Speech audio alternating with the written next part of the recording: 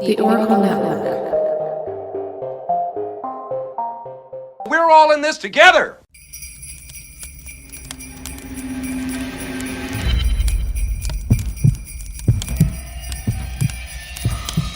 We're gonna have the happiest Christmas since Bing Crosby tap danced with Danny fucking Kaye.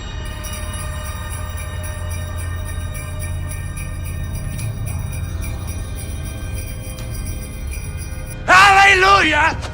Holy shit! Where's the Tylenol?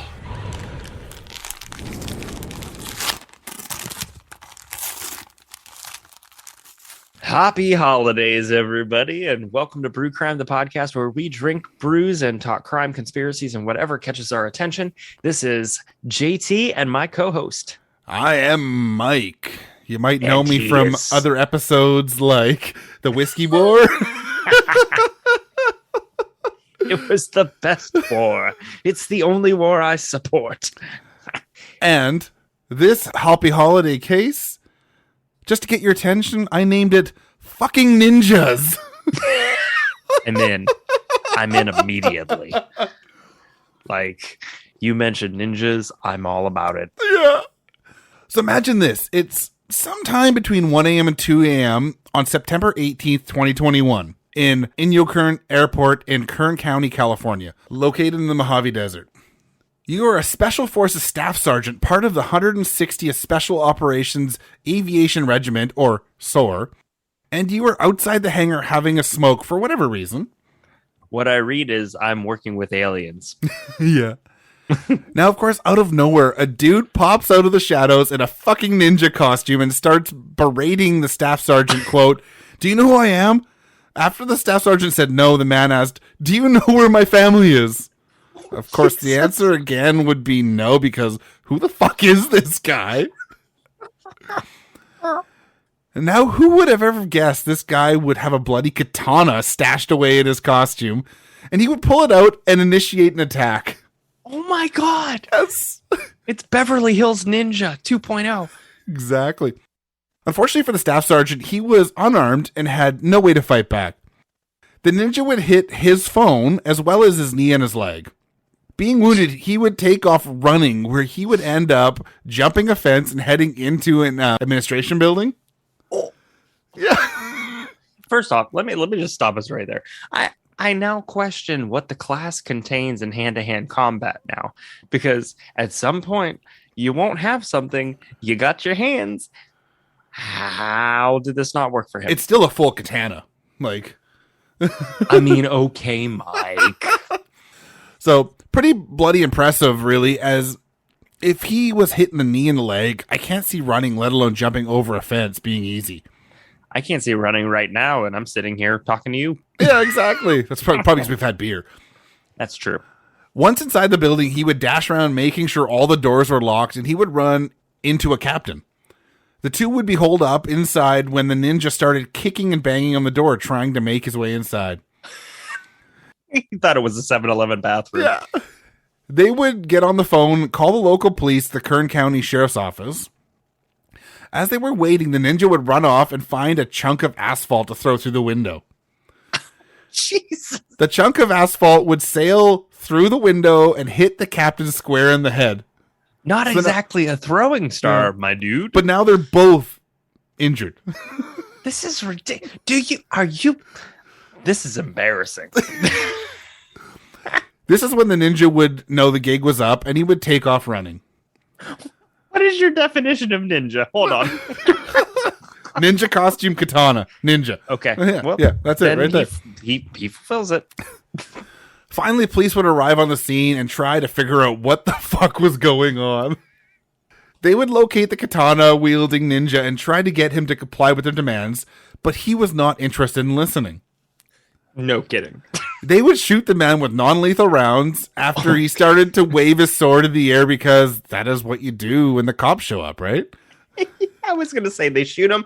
Yeah, that checks out for the U.S., but at least it was non-lethal. Yeah. But this guy could give two shits, and even after being hit with non-lethal rounds, he fucked off and made a run for it. Oh my god. What is going on?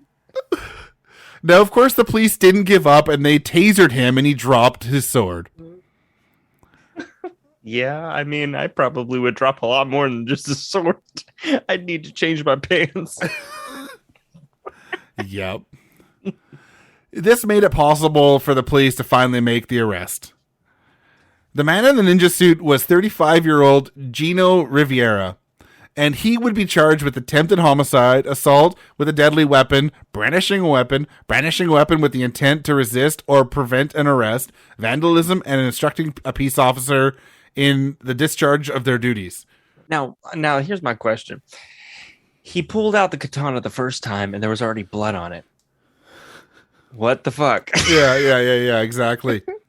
Maybe it's like a PG-13 Disney movie where the blood disappears. Or just a really bad video game that has to render all the time. True.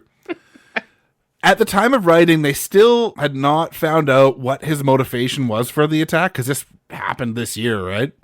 Luckily, both of the unarmed Special Force guys would be okay, as they both only needed to have some stitches and would both end up back on active duty not long after the attack. God. But I do find it funny that the 160th Special Operations Aviation Regiment, SOAR, dubbed Night Stalkers due to their proficiency for nighttime operations, were not able to fight off a man who was playing a ninja with likely no training. I guess he is just lucky he brought a katana to a fist fight, otherwise he would likely be dead right now, as Special Forces guys don't fuck around. I guarantee you they have never heard the end of it. I'm sure. Let me just say this. I did a very quick search for this group, and they employ highly modified Chinook, Blackhawk, and assault and attack configurations of Little Bird helicopters. They're not unable to defend themselves. No, yeah. These are badass motherfuckers. They are. So it just makes it so much funnier, the fact that this fucker that's just some nobody was able to wear a Halloween costume and a katana, basically. He jumped and he said, "I'm a ninja." It's hysterical. All right. Well, thanks for tuning into this episode. If you want to check out our sources, go to brewcrime.com. If you want to find us on social media, go to brewcrime. If you want to support us, go to patreon.com/brewcrime. The money goes towards upgrading equipment, making the show better. And the Patreon supporters get one free episode a month, the Half Pint of Crime, and our episodes ad-free. And if you want to support us for free, go to your podcast app and leave a review, because the reviews really help to get the word out there. So if all you can do for Christmas for us is leave us a review, please do. All I want for Christmas is reviews. Well, that's put, right. Sir. I well did put. it. I went there.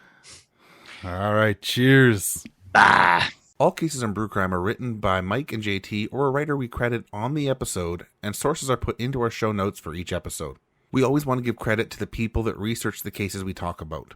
Check out our store at tpublic.com/stores/brew-crime-podcast, where you can purchase gear like t-shirts, phone cases, stickers, pillows, and all kinds of other cool stuff. Brew Crime's intro was created by Mike using Creative Commons Attribution licensed audio from purple-planet.com, soundbible.com, and freesoundeffects.com. Logo designed by Ben Greenberg.